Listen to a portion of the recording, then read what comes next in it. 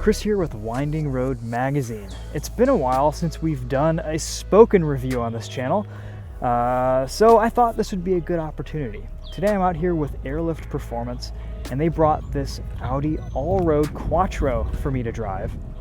This is one of their air ride suspension systems, and I've never driven any cars with air suspension before. It rides a lot like a traditional coilover setup, but you have the adjustability to raise and lower ride height, and a lot goes into it. We're here with one of the engineers, Ian, today, and he's going to kind of take me through the system and what has been done to this particular Allroad. This is a kit that's been out off the shelf for quite a while for this application, and haven't driven it yet, so I'm curious to see how it'll ride and how it'll drive and what it will feel like from a performance and comfort standpoint. Hey Ian, how's it going? Well, how are you? Thanks for joining us today and showing me around here, because I don't know how to work any of this stuff. And I wanted to kind of go over a little bit on what this, because this controller is kind of the heart of the Airlift Performance system and where you control everything. So what this is showing is what your spring pressure is at each corner of the vehicle. Left front, left rear, right rear, and your tank pressure. It's currently at the preset ride height. There are several options for different settings if you want to have different presets. Like that button is a higher preset if you need to get over stuff, or if you have an extra load in the vehicle. The green numbers are the target values. If we want to double select it, it would actually go to it. So you have to press the button twice to get there. Okay, cool. Once the system is awake, then you can double tap it. So we're going to go back to ride height, which is the Airlift logo. And that airs us down to our drivable normal ride height. Yeah. Okay. If you needed individual control over a corner, you actually have individual on the outside here. There's a raised section to lift, a recessed section to lower the spring. So left front, we're going to lift, lower. Wow, that raises and lowers pretty quickly. And then just go right back to ride height. Okay. Cool. Once it stops flashing, we are good to go. Could you show me out back the compressor real quick too? I want to kind of see how that's all packaged and put together.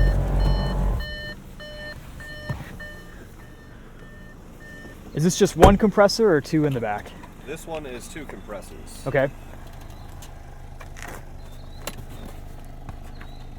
We've got lots of trunk space still. Everything's neatly hidden back here. 2 compressors. Okay, a cool. manifold, a tank, water trap. These are the filters relocated for filtering the air going into the compressors. Okay. And then the OEM battery location. So this really doesn't take up that much more space than this car probably doesn't come with a spare tire to begin with. So yeah. Wow, it's pretty compact. Not bad. So I assume that Audi Volkswagen is kind of your bread and butter in this market. Oh yeah. You see a lot of guys on air these days. I know at Winding Road, one of our priorities has always been kind of being able to, you can't have a car that does it all necessarily. It's just not something that that can exist with compromises, but you can definitely have a vehicle that can perform well on the street and be trackable. And I know you track your personal car. You have a BMW 3 Series? A36, yeah. Yeah, and I actually met Ian at an ice race. He was racing it on studs in the studded rear-wheel drive class and out there having a blast. And I thought that was pretty cool, and you also do a bunch of track days on it and stuff. And that's all on Airlift's ride system. So this is probably a little bit more of a street car. The owner's wife drives this, which is great. And we even got a baby seat in the back. So the first thing I noticed driving this around down the road is I just got out of the Mercedes C-Class that we filmed on my personal channel. These systems feel pretty similar. I mean, obviously these are different cars, different platforms. There's a very smooth feeling to this air ride suspension compared to like a traditional coilover setup. It feels very flat. These cars don't have any extra sway bars or any other beefed up suspension components. And I assume that's the case with this Allroad. Yeah, that's the case. But cornering is incredibly flat. These do have adjustable dampers where you can tweak the damper settings depending on what you're doing. You know, if you're driving more aggressively or if you're driving on the street. I assume this is probably somewhere in the middle. If you go, full soft, you're going to get a little bit of float like you would with any suspension system. And if you go full stiff, it's going to be a little bit stiff, but maybe not unlivable, but it'll be better for track applications and performance driving. The biggest surprise that I have with this suspension is you think air suspension, especially with OEM applications, and you think a lot of float and a lot of just kind of wallowiness, and that's the case with a lot of luxury vehicles that have air suspension, but not the case here. In this situation, these air suspension systems ride more like a traditional coilover with just a little bit more suppleness, I would say. It's essentially just an air spring instead of a coil spring with a shock in the middle, or they're separated depending on the suspension setup in the back. Now, let's say in the summertime you want to drive this at a somewhat lowered level than it is now. It's probably maybe an inch or two lower than stock. It doesn't look that much lower with the bigger BBS wheels on here. But if in the wintertime you want some more ground clearance, you want to raise it up, throw some meaty winter tires on, you could thread the air suspension up and retain that clearance, that ground clearance. Yeah. So basically you would have to probably get an alignment again and make sure all of your dimensions and everything are okay for driving down the road. But you basically want to set up this air suspension like a static system. You have a little bit of adjustability with ride height when you're driving, but when you're parked, you can slam it to the ground, no problem. You can raise it all the way up if you need to get over a speed bump or something. So it's pretty versatile in that sense. And what I kind of got from the last car we drove, the Mercedes, was that these feel more along the lines of like a higher end coilover. And that seems to be the market that you guys pursue. What's roughly the cost of because you have a few different systems that you put out into the market, basically just adding features with each system, and you can also upgrade things like ride height sensors, stuff like that. Yeah. The basic system, I believe on this vehicle, is around the $3,500 mark for the dampers and the control system. Being that it's got a second compressor, it's a little bit more. Okay. Because you have a second compressor harness that plugs into the existing harness. You don't have to splice into anything. It's already set up right to accept it.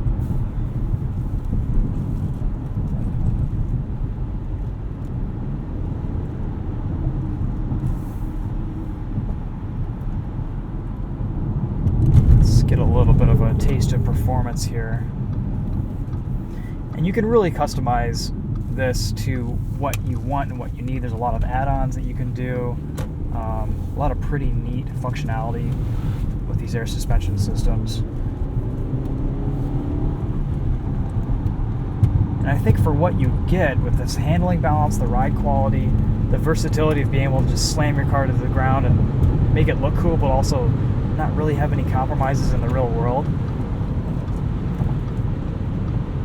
it's pretty good bang for the buck. And there's, you have that quality feel that you would from a higher end coilover setup without, being able to, stick to one ride height and suffer through with potholed roads and driveways and stuff like that. For some people, this could mean the difference of being able to get their car into their driveway or not,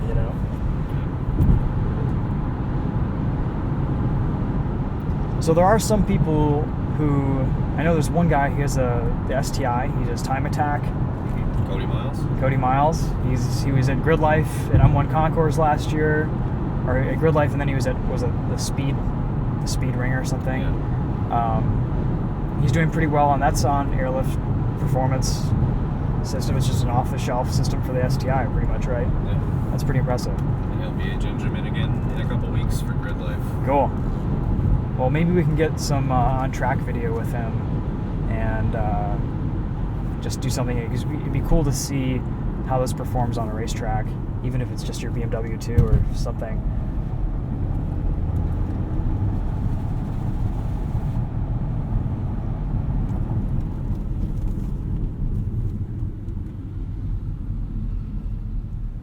But I'm really surprised at how flat and neutral these cars handle without any extra sway bars or additional suspension components. Yeah.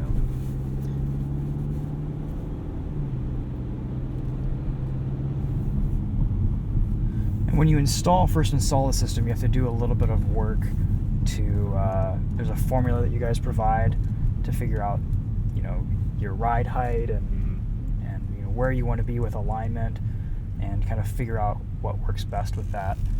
Yeah. Formula starts out with measuring what your max extended height is, then measuring what your max compressed height is, and finding 50% travel within that, so you know where approximately your ride height should be. You want to kind of come in at the middle? Yeah. Okay. That way you have 50% stroke in either direction. If you find yourself where you've got 20% stroke in the rebound position, you're going to find that it's going to be very tuggy down the road, and you're abusing the suspension just like in any setup, even with coilovers, and that's going to wear things quickly and provide a poor ride quality. You didn't have any hand in setting up this particular car. The owner pretty much did everything himself, right? Okay.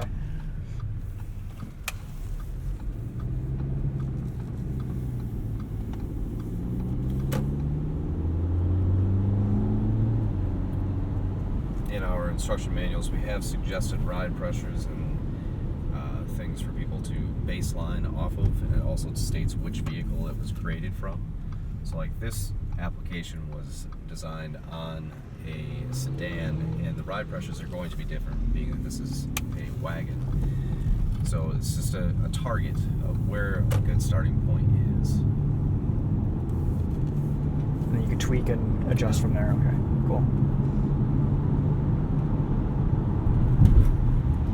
You were saying earlier, kind of depending on the application, installs can be, more or less involved.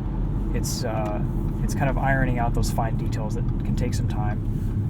But in the end, once you've got it set up, you're pretty much good to go. Right.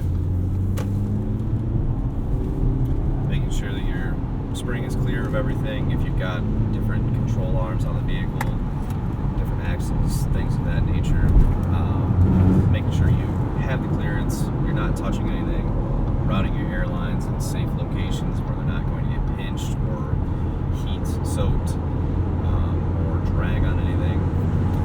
It's all important. Yeah, that makes sense. I mean, airbags are they're pretty resistant and resilient systems. Semi-trucks use them for hundreds of thousands of miles. It's just that if you have anything rubbing up against them, it's gonna wear out eventually. You have to respect the component for what it is. You said personally you've got a bunch of track miles. You've had your system on your BMW for about 7 years. No issues. It's been great. So what are some of the advantages to your higher end systems with ride height sensors and stuff like that?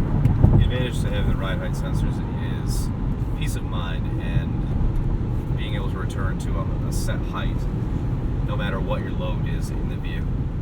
So if you've got extra things that you've added to the trunk, or you've got a lot of people in there, it will automatically adjust without even having to look at it. Just senses where the sensor range is and returns to what your preset is. Okay. Because otherwise you're just going off of pressure, which is still pretty accurate, but not 100%.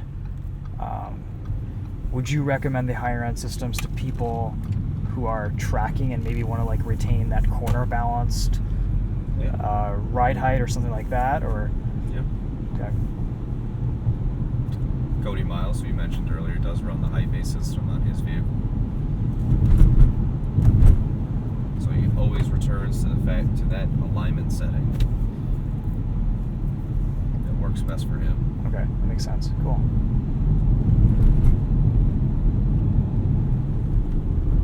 All right, so let's feel a little bit of how these handle around the corners here.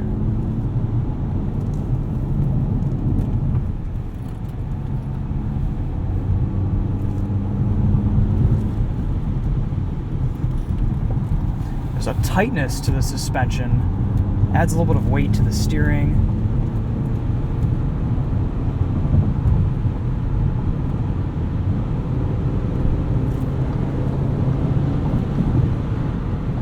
It's very confidence inspiring. It's really composed. I mean, we're in an Audi Allroad on street tires on the road. We're not going to be pushing it and squealing tires on entrance ramps here today, but for the balance, the ride handling balance that it achieves, it's OEM-like ride quality, maybe a little bit stiffer, a little bit more put together, but there's no harshness to it. There's no uncomfortable sensations over larger bumps, and the extra handling that you get as a result is pretty significant. I mean, this would be a really pretty fun car to drive on a back road.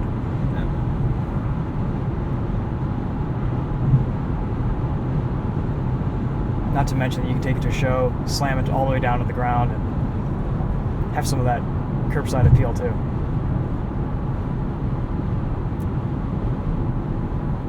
So I assume if you wanted to raise this up for winter, get some more ground clearance, you would have to make your calculations to redo the alignment again.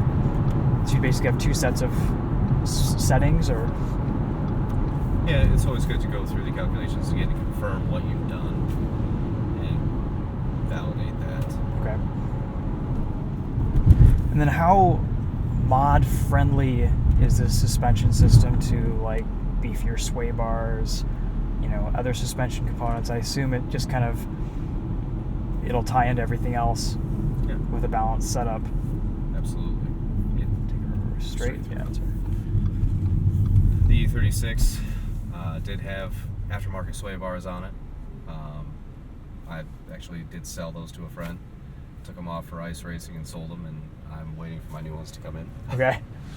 But it's very adaptable to that. Basically, it bolts in.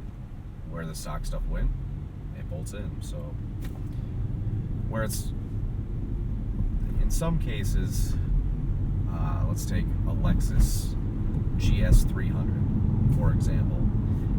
It has the wishbone up top, and depending on how aggressive a camber setting people want to run, they may buy an adjustable upper arm, and that could run into some issues because you're now bringing the steering knuckle closer to the air spring. Okay. And we have seen instances where people have done that and rubbed through. Unfortunately, that's not a manufacturer's defect. That is a case of you need to verify you have clearance with all of your components when you're done. That's tire on air spring. There's that too. Okay. Because these how wide are these? Because they're a little bit wider than like a thin profile coilover. Right. On this vehicle, they're about 6.5 inches in diameter is the maximum permissible size. Okay. It is definitely vehicle or application specific as to what springs fit. Let's take the 350Z, for example, has the double bellow, which is 6.5 inches in max diameter up front, whereas the 370Z, which is very similar suspension, very similar, actually doesn't have the room to fit that, and we have to run a sleeve up there because of the vehicle body would contact that 2B6. I see. Okay. So in that application, we're running the sleeve specifically because of that.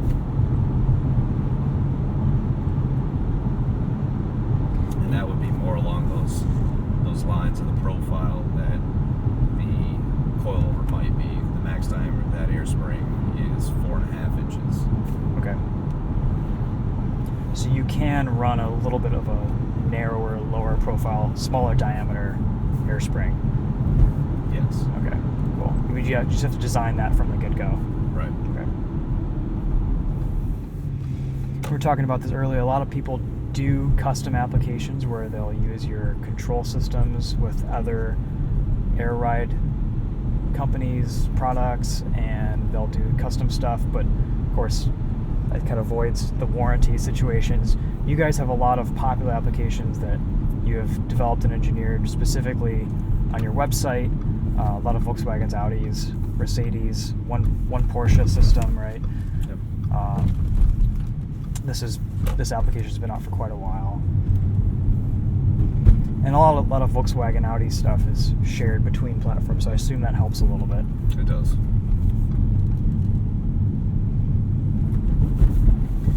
How much weight does the typical setup add to a vehicle? I assume it's not that much weight because it's all pretty compact back there. So for this vehicle, this is jogging my memory because it was several years ago. The front dampers were around 4 pounds less each. Okay. Per assembly. Wow. Over the factory components. The rears were, I think, a pound less each. In the rear of this, we have some large aluminum spacers that add up a bit of the weight. Where the weight generally comes from is how elaborate a control system someone wants to run. Those compressors aren't particularly light, so this vehicle having 2 does add some weight to it. The aluminum tank isn't very heavy at all. The manifold is this is a guess, probably 4 pounds. Okay. So it's not a lot. That Mercedes that you drove earlier, that was a weight savings by taking the factory components off and putting our stuff on, even with the control system in there. Overall, reduce the weight of the vehicle. Cool. So you're either breaking even or saving some weight. Yep. So people who are really, wanting a track car that's going to stay light, they could actually feasibly save some suspension weight there because you don't have a heavy coil spring. Yep. That's interesting. Cool. Or eat one less cheeseburger. That's right. Yeah, exactly. Drive faster, way less, Yeah. Cool. All right. Well, that answers a lot of my questions. I think, let's get a little bit more in depth in a future video with some of the, specifics on controls, and also be sure to check out my video on the Topher, where we filmed that Mercedes C300. But until then, thanks for bringing this out and sharing the airlift performance experience with Absolutely, me. This is my pleasure. First time driving an air ride vehicle, and I'm pretty impressed with how it feels, because I went in with some expectations and came out quite impressed with how it handles, it rides. I mean, this does it all, and it really kind of makes this Audi Allroad feel really buttoned down and sporty and fun to drive, and it's comfortable too. You could daily drive this with pleasure. So cool. Well, that wraps it up for this one. Thanks for watching, guys. We will see you in the next video.